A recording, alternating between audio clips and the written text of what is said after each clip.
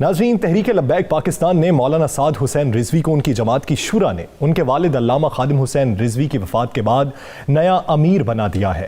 علامہ خادم حسین رضوی کی ولولہ انگیز قیادت میں تحریک لبیک پاکستان ایک مذہبی قوت کے بعد پاکستانی سیاست میں بھی اپنا لوہا منوانے میں کامیاب رہی تھی۔ مسلمانوں میں عقیدہ ختم نبوت صلی اللہ علیہ وآلہ وسلم اور شاعر اسلام کا تحفظ اس مذہبی جماعت کا اولین نصب العین ہے۔ حکومت اور علامہ خادم حسین رضوی کے درمیان ہونے والے معاہدے پر عمل درآمد کا وقت آئندہ 3 ماہ میں مقرر تھا۔ اب ان بدلتے ہوئے لمحات میں اس جماعت کی نئی اور نوجوان قیادت کا اب ایک نئے سرے سے امتحان ہوگا اور انہیں اپنی صلاحیتیں اور قیادت منوانے کا بھرپور موقع ملے گا، اور یوں اس ابھرتی ہوئی مذہبی جماعت کے مستقبل کو لے کر کئی خدشات عوام میں زیر بحث ہیں۔ ہمارے ساتھ موجود ہیں تحریک لبیک پاکستان کے نئے سربراہ سعد حسین رضوی صاحب، ان سے تمام معاملات پر بات چیت کریں گے۔ بہت شکریہ سعد حسین رضوی صاحب اس حوالے سے اپنا وقت دینے کے لیے۔ بلا شبہ خادم حسین رضوی صاحب کا اس دنیا سے چلے جانا تمام مسلم امہ کو رنجیدہ کر گیا، بشمول آپ کے کہ آپ سایہ پدری سے محروم ہو گئے۔ کیا سمجھتے ہیں یہ اتنا بڑا خلا جو پیدا ہو چکا ہے، اس خلا کو آپ کس طریقے سے پر کریں گے؟ بسم اللہ الرحمن الرحیم۔ علامہ خادم حسین رضوی صاحب کی جو جدوجہد تھی وہ خالصتاً ناموس رسالت، ختم نبوت اسلام اور پاکستان کے لیے تھی۔ ان کے جانے کی کمی کوئی بھی پورا نہیں کر سکتا، نہ ان جیسا کوئی دلیر تھا، نہ ان جیسا کوئی بہادر، نہ ان جیسا کوئی مفکر، نہ ان جیسا کوئی علامہ اقبال کا حافظ، نہ ان جیسا کوئی دلیری سے، جرت سے ہر موقع پر، ہر کرنٹ ایشو پر ببانگ دوہل بات کرنے والا کوئی بھی نہیں ہے جی۔ بس ہم تو اب پیچھے ان کا صرف جو دیا ہوا پیغام ہے وہی پھیلانے کے لیے حاضر ہے، باقی تو ہمارا کوئی دعویٰ نہیں ہے، اللہ اور اس کے رسول پر توکل ہے۔ سعد بھائی، چونکہ رانا عظیم بول رہا ہوں، میں بھی استاد جی کے شاگردوں میں ہوں، ہم بڑے ان کی پہلی تحریک، ہم لوگ بڑے ان کے قریب سے میں نے انہیں دیکھا ہے۔ جس وقت استاد محترم دنیا سے چلے گئے، لیکن آج بھی ان کا نام اسی طرح موجود ہے۔ ہر شخص جتنا بڑا نماز جنازہ ہوا، یہ رسول پاک صلی اللہ علیہ وسلم کی طرف سے ایک واضح انعام بھی ہے، سب کچھ ہے۔ آپ آخری وقت میں قریب تھے، کوئی ایسی نصیحت، کوئی ایسی بات جو دنیا جاننا چاہتی ہے ساری؟ دیکھیں جی، ان کی نصیحت آخری وقت سے پہلے اور آخری وقت میں بھی یہی تھی کہ ہم دنیا میں وفا مانگتے ہیں ہر چیز سے، کہ ہمارے گھر والے ہم سے وفا کریں، ہمارے بچے ہم سے وفا کریں، ہمارے ماں باپ ہم سے وفا کریں، ہمارے یار دوست ہم سے وفا کریں، ہم معاشرے میں کوئی بھی چیز جس کے ساتھ ہمارا تعلق ہو وہ ہم سے وفادار ہو۔ لیکن وہ یہ کہتے تھے کہ سب سے بڑی وفا رسول اللہ صلی اللہ علیہ وسلم کے ساتھ ہے، جن کا ہم نے کلمہ پڑھا ہے، ان سے وفا ضرور کرنی ہے۔ وہ کیسے بھی حالت ہو، کیسے بھی معاملات ہوں، کیسے بھی واقعات ہوں، زندگی کا کوئی بھی موڑ ہو، بس انہیں جانا، انہیں مانا والا ایک جو انہوں نے مشن دیا ہے، وہ یہی فرماتے تھے کہ ان سے وفا آپ نے ہر حال میں کرنی ہے۔ سعد بھائی، تحریک کے مقاصد اور اسی منہج پہ انہوں نے ہماری تربیت کی ہے، اساس پر کسی کو کوئی اعتراض نہیں، سب نے تحریک کو سراہا، ہر مسلمان تحفظ ناموس رسالت پہ مر مٹنے کو تیار ہے۔ علامہ صاحب کے انداز بیاں کو لے کر ایک مخصوص طبقہ تنقید کیا کرتا تھا، آپ کیا سمجھتے ہیں کہ علامہ صاحب کا وہ جو مخصوص انداز بیاں تھا جس سے تحریک کو اتنی بڑی شکل ملی، وہ موجودہ وقت کے لیے کتنا ضروری ہے؟ علامہ صاحب کا مخصوص انداز بیان نہیں تھا جی، وہ ایک مخصوص طبقے نے مخصوص طریقے سے اس انداز بیان کے چھوٹے چھوٹے الفاظ لے کر ایسے جوڑ کر ایک ایسا کلپس اور ایسے چیزیں وائرل کر دیں جن کو لے کر وہ بات کرتے ہوتے تھے۔ علامہ صاحب کا جس نے بھی 10 منٹ مسلسل خطاب سنا، کلپ سنا، کوئی بھی مطلب ان کا ایمان افروز جو بھی بیان فرماتے تھے، خطاب وہ سنا، اس کے بعد وہ یہ کہے بغیر رہ نہیں سکا کہ یہ بابا جو کچھ بھی کہتا ہے وہ دل سے کہتا ہے۔ تو وہ جو ایک پروپیگنڈا کیا گیا تھا، وہ فیض آباد دھرنے کے بعد ایک باقاعدہ ہر جگہ ان کے ونگز موجود ہیں، اس ملک کے اندر اور اس ملک سے باہر۔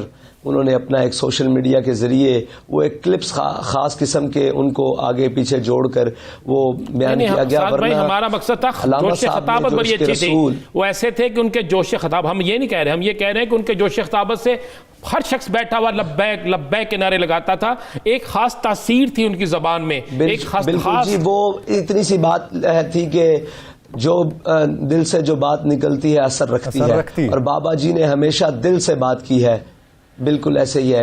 اور وہ کہتے تھے عقل کا جو غلام ہو وہ دل نہ کر قبول. ان کا دل جو ہے نا وہ عقل خرد کا بالکل بھی غلام نہیں تھا، وہ عشق کے بندے تھے اور عشق کی بات کرتے تھے اور عشق کی بات آگے پہنچاتے تھے.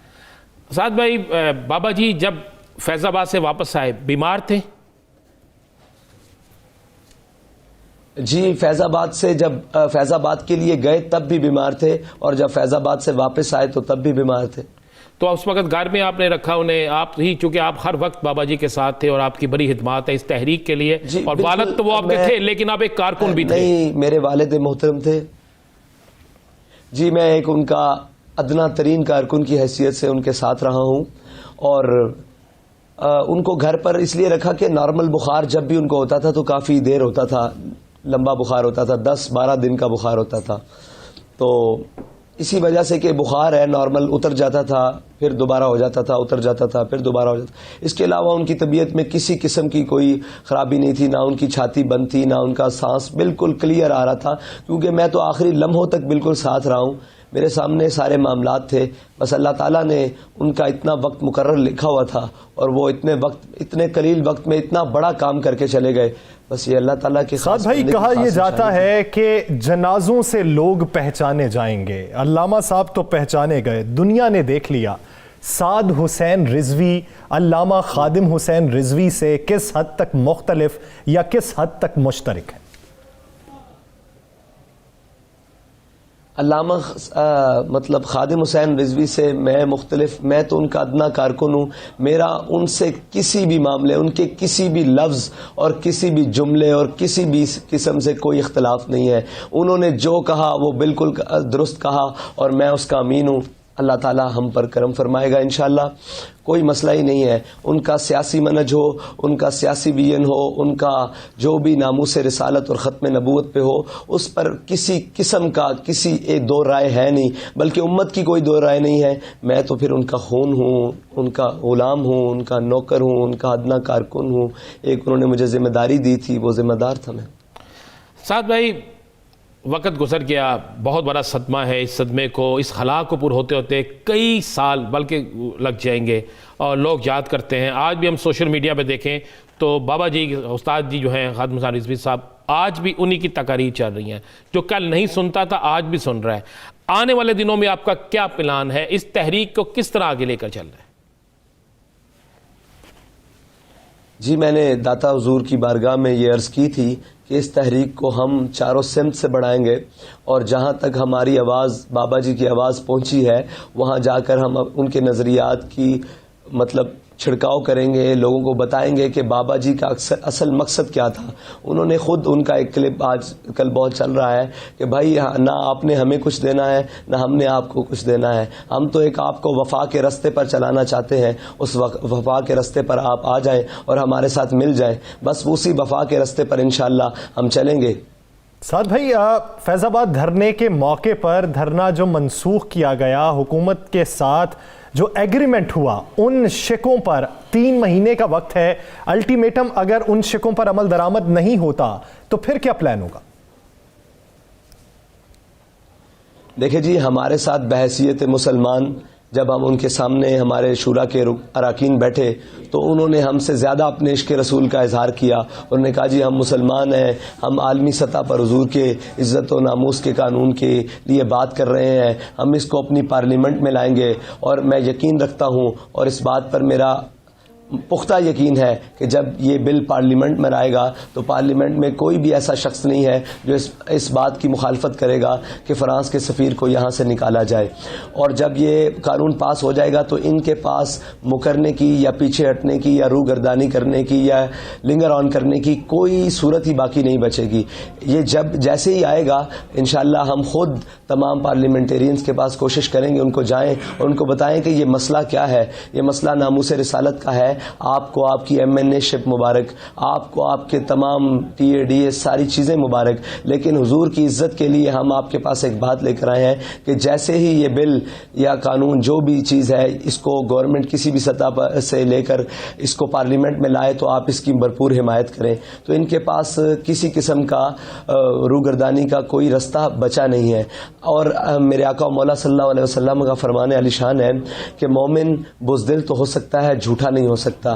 ہمیں اس بات پر یقین ہے کہ انشاءاللہ یہ اپنے جو انہوں نے ہمارے اراکین شورا کے ساتھ ایک باقاعدہ پیپر پر ایگریمنٹ کیا ہے اور اس کے بعد ہم نے دھرنا ختم کیا تھا، اس کو یہ پورا کریں گے. نہیں اسی طرح ہے بالکل، چونکہ میرے بھی نوٹس پہ ہیں، وہ سارے کام ہو رہے ہیں اور انشاءاللہ تعالیٰ ایک مسلمان ہونے کی حیثیت سے ہر شخص یہ ضرور درست کہ آپ کا بزدل تو ہو سکتا ہے، منافق نہیں ہو سکتا، تو ضرور کریں گے. مجھے یقین ہے کہ اور چونکہ اب تو سب نے دیکھ لیا کہ جس طرح رضوی صاحب کی نماز جنازہ میں بغیر ٹرانسپورٹ کے، بغیر کسی لالچ کے، بلکہ عشق میں لوگ آئے تو اس کی انتہا ہو گئی نا، یہ تو ایک تاریخ بن گئی. اب آپ نے اس وقت بھی اس دن بھی آپ اس تحریک کے امیر بن گئے. بڑا مشکل کام ہے سعد بھائی، بڑا مشکل کام ہے یہ تحریک کا امیر بننا، یہ کانٹوں کی سیج ہے.